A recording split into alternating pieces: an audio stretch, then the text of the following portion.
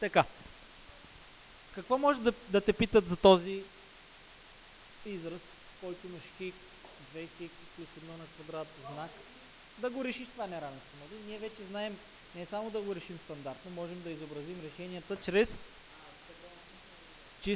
числовата ос, която наричаме графика, и казват в учебника, и казват графика или пък интервал. Хикс принадлежи на еди какво си. Така, как даваш старт на този хубав квадратен? Къде е тя? Чудесно. 2х плюс 1 в скоби на втора степен прилича като а плюс б на втора степен. Друго има ли такова? В другата страна пък имаш, дай да кажем, а минус б на втора степен. И айде да си ги припомниме сега. 2х плюс b, 2х плюс 1, т.е. като а плюс b в скоби на втора степен е. Казвай, слушам, пиша, изпълням. Така. Плюс 2аб. Чудесно. Научили сме най-елементарната, най-симпатичната хубавица. Така. Сега. И разликата е, ако имаш а минус б на втора, как се променят нещата след равното? Много малко. Много малко. А на квадрат си остава. 2аб си остава. Б на втора си остава. Този плюс не го сменяме. Не го променяме. Първия плюс само променяме. Единствено пред 2аб знака става отрицателен, останалата част си е същата. Няма никаква разлика. Добре, продължавам тогава да рекордвам задачата. Сега прилагаме тази формула, която напомнихме. Еми хикса къде отива? Хикса всяка и хикса къде отиде? Така, минус 2х цялото на втора. Браво, и това ако го кажеш 2х цялото на втора, те поздравям от сърце. Плюс, правилно. Следиш формулата. Два пъти 2х, няма смисъл в скоби да бъде вече. По едно. Това не е интересно. Каре. Плюс b на втора, т.е. 1 на втора. Можеше и него да не го пишем на втора, но каре. Знака на неравенството го оставяме като такъв. Продължаваме с дясната страна. 3 на втора, без скоби, минус. Щом между нещата е знак минус, така. Два пъти пак следиш формулата, два пъти а, 3, б, тук вече хикс. И накрая винаги си е плюс хикс на втора. И не забравяй, имаш минус 5 хикс на втора. Забравяй го. Много бързо го забравяй. Изтърва го. Така. Сега, имате ли претенция, момчета, до тук?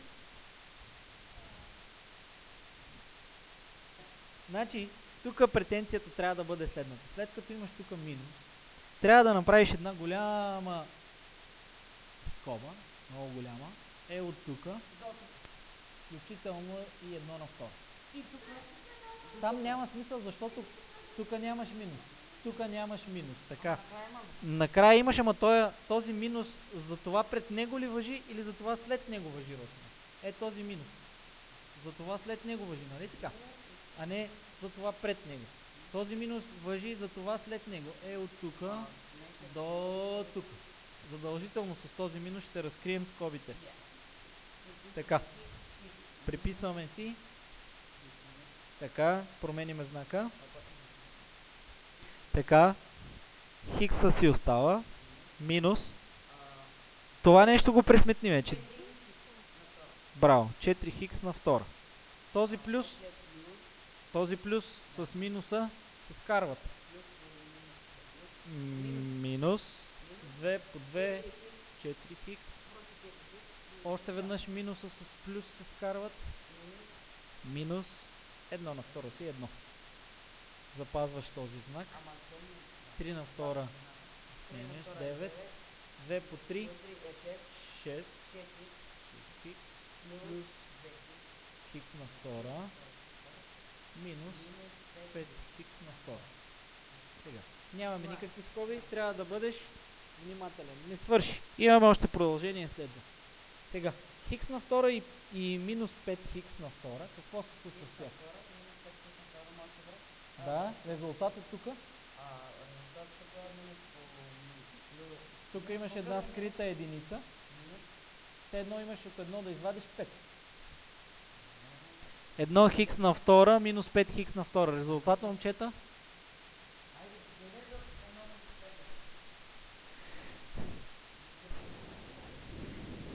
Изпусна.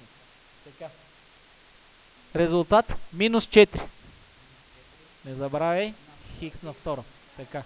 Минус 4 хикс на втора. Така, вижте сега какво имаме, момчета. И от дясната страна, и от лявата страна имаме минус 4 хикс на втора, минус 4 хикс на втора с едни и същи знаци в различните посоки на неравенството. Можем да ги унищожиме, се казва. Унищожаваме минус 4 хикс на втора и минус 4 хикс на втора. Сега, да видим, има ли още какво да се прави? Нещо друго за унищожаване нямаме. Може да съберем хикс, минус 4 хикс и минус 6 хикс в едната страна, а минус 1 и 9 в другата страна. Така. Почваме да го вършим. Хикс минус 4 хикс. Отново се връщаме на елементарно събиране и изваждане. 1 хикс минус 4 хикс. Резултат? 3 хикс. Браво. Браво, Андрей. Минус 3 хикс. Минус 6 хикс. Минус 6 хикс. Минус 6. Така. Минус 3 хикс. Остава тук. До него ще дойде минус 6 хикс. Но не забравяй да му промениш знака. Така. Посоката на неравенството ще остава същата. Девятката си е останала в дясната страна. Минус 1 минава в дясната страна. Плюс 1. Така. В ляво минус 3 хикс плюс 6 хикс. Плюс 9 плюс 1, 10. Така. Хикс е по-малко от 10 трети. Защо не променяме посоката? Защото делиме на положителната тройка. Така. До тук това е стандартното решение. А как се прави и по друг начин? Така. Едното е графиката. Т.е. числовия лъч. Числова ос. Избираш си 10 трети. Така. Заоблено на коя посока? На ляво. Към минус безкрайно. Това означава, че не включваме 10 трети и от знака на неравенство също се разбира, че не го включваш. Така. Това е единия начин.